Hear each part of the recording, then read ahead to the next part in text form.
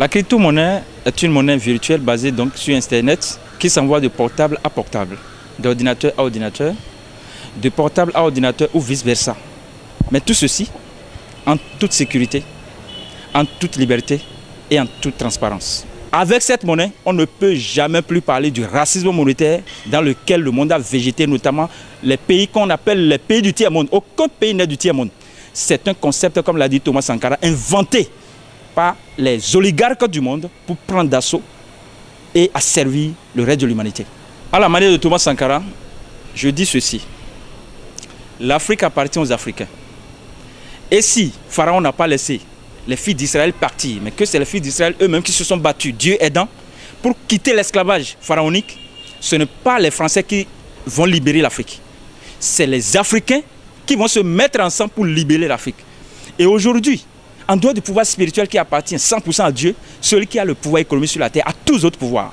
Voilà pourquoi j'appelle tous les Africains, tous les Afro-descendants à s'intéresser à l'arme qui permet de renverser aujourd'hui la France-Afrique et la mafia-Afrique, qu'on appelle la crypto-monnaie. Car avec cette monnaie, finit le nazisme monétaire, finit la dictature monétaire, finit le totalitarisme monétaire, finit l'aristocratie monétaire, la monarchie monétaire, finit tout ce qui empêche l'Afrique de se décoller. Pourquoi? L'Afrique est le continent qui a le plus de richesses. Mais ces populations sont les plus souffrantes au monde. Amalgame. Il y a quelque chose qui ne va pas. Ambiguïté. Donc nous devons lever les équivoques. Et aujourd'hui, pour lever les équivoques, on n'a pas besoin des agrégés. On n'a pas besoin des doctorants ou des docteurs. Non. L'Afrique n'a pas besoin des salariés. L'Afrique a besoin des investisseurs et des propriétaires de systèmes. Ensemble, engageons-nous dans la crypto-monnaie et mettons des systèmes en place pour que l'Afrique soit sauvée de cette oligarchie qui, pendant des années, à partir de l'esclavage, la traite transatlantique ou bien la traite négrière, le commerce triangulaire, a foutu le bordel dans le continent africain. Merci, monsieur le journaliste. Je suis très ravi de vous recevoir et je suis même très ému de lancer cet appel parce que je sais que beaucoup sont déjà dedans avec moi. Et à travers l'ONG Libérons l'Afrique que j'ai l'honneur de diriger, nous disons main dans la main, mettons barrière à tous ceux qui empêchent l'Afrique d'évoluer. Nous n'avons pas besoin des monétaristes rudimentaires. Nous n'avons pas besoin des banquiers archaïques. Nous avons besoin des néo-banquiers.